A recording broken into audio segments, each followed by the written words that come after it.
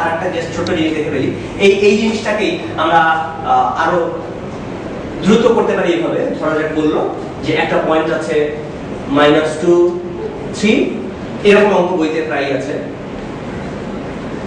আর একটা পয়েন্ট হলো 5 -4। আমি বললাম যে এই এ বি কে অক্ষদ্বয় কি অনুপাতে অন্তর্ভুক্ত করে?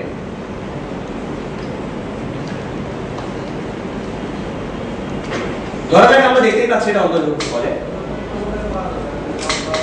তখন আসলে আগের অঙ্কের মতো করেই আমরা করতে পারি। তখন আমাদের কাছে যে ইকুয়েশন গুলো আছে সেগুলো হচ্ছে এমন, একটা সরলরেখা, অর্থাৎ এই সরলরেখাটা কি অনুপাতে অন্তর্ভুক্ত করে? এই সরলরেখাটার ইকুয়েশন হচ্ছে y 0, এবং এই যে সরলরেখাটা সেটা হচ্ছে এই সরলরেখাটা, সেটা হলো x 0। আমরা এখান থেকে আইডিয়া করতে পারি যে সরলরেখা এই অক্ষ দুইটা এদেরকে কি অনুপাতে অন্তর্ভুক্ত করে। এবং সেই জায়গায় খুব ভালো করে যদি আমরা খেয়াল করি, তাহলে আসলে যখন y 0 বসাচ্ছি তখন আসলে আমাদের y এর ভ্যালুগুলো নিতে হচ্ছে। মানে কি y এর ভ্যালুগুলো মানে কি?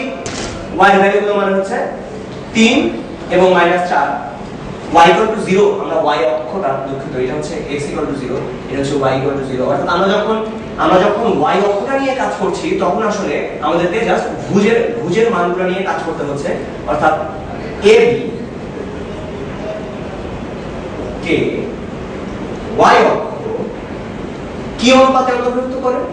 -2/5, তার মানে 2/5 অনুপাতে অন্তর্ভুক্ত করে। যেহেতু মাইনাস পেয়েছি আমরা,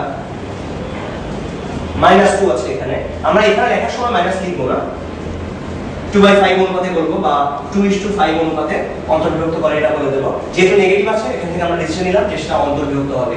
তাহলে আমরা x অক্ষ নিয়ে যখন চিন্তা করব তখন তার ইকুয়েশন হচ্ছে y 0, অর্থাৎ সেখানে শুধুমাত্র y টা নিয়ে চিন্তা করতে হবে। y মানে কি? শুধু কোটি। তখন কি অনুপাতে হবে? 3/4 বা 3:4 অনুপাতে অন্তর্ভুক্ত করে। যেহেতু মাইনাস আছে এখানে, 3/-4 মাইনাস হওয়া মানে হচ্ছে অন্তর্ভুক্ত করা। সুতরাং 3:4 অনুপাতে এই x অক্ষটা ab কে অন্তর্ভুক্ত করে।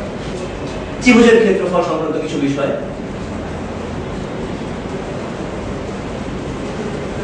ছোটবেলায় আমি যখন চিন্তা করতাম আমার নির্ণায়ক নিয়ে কাজ করতে খুব অসুবিধা ফিল হতো। মানে ধরা যাক দেওয়া আছে 1 2 -3 4 7 9, বললো যে এই তিনটি বিন্দু দ্বারা গঠিত ত্রিভুজের ক্ষেত্রফল কত? তা আমরা জানি যে এটার ক্ষেত্রফল কত হয়? হাফ 1 2 1 -3 4 1 7 9 1। আমার যেটা হয় এই নির্ণায়ক কাজ করতে গেলে বারবার মাঝখানে ভুল হয়, অনেকগুলো ক্যালকুলেশন করতে। এই কারণে আমি যেটা করলাম, মনে করলাম যে যদি এমন কিছু বের করা যেত যে এরকম কোন রকম নির্ণায়ক কিছু লাগবে না, ধুম করে আমি বলে দিতে পারবো যে ক্ষেত্রফলটা কত হবে, তাহলে অনেক ভালো হতো। তো তখন আমি বের করলাম ত্রিভুজের ক্ষেত্রফল বের করার ঢিসুম পদ্ধতি। আমি তোমাদেরকে সেই ঢিসুম পদ্ধতিতে একটু শিখিয়ে দিই। ত্রিভুজের ক্ষেত্রফলের ঢিসুম পদ্ধতি। ঢিসুম পদ্ধতির কাজ কি? কাজ হচ্ছে ঢিসুম করা। কিভাবে ঢিসুম করতে হবে? প্রথম যে বিন্দুটা আমরা দেখতে পাচ্ছি 1 2, আমি তাকে বললাম ঢিসুম করে বললাম যে বাবা আজ থেকে তোমার নাম 0 0, তোমার কোনো ওজোর আপত্তি আমরা মেনে নেব না। ও যদিও 1 2 ছিল, আমরা তাকে জোর করে 0 0 বানিয়ে দিলাম। এবং তারপরে যেটা বললাম, তোমাকে যেভাবে 0 0 বানানো হয়েছে সেই একই ঘুষি সবাইকে দেবো আমি। মানে কি? মানে হচ্ছে 1 থেকে 0 বানাতে গেলে আমাকে কি করতে হয়েছে? 1 কমাতে হয়েছে। আমি এইদের সবাইকে, যে সামনে যেগুলো আছে সবগুলো ঘুষ থেকে 1 করে কমাই নেব। তার মানে এটা হবে -4, এটা হবে 6। আর 2 থেকে 0 বানাতে কি করতে হয়েছে? কোটিতে 2 কমাতে হয়েছে। আমি এদের থেকে 2 করে কমাবো। 4 থেকে 2 কমালে 2, 9 থেকে 2 কমালে 7।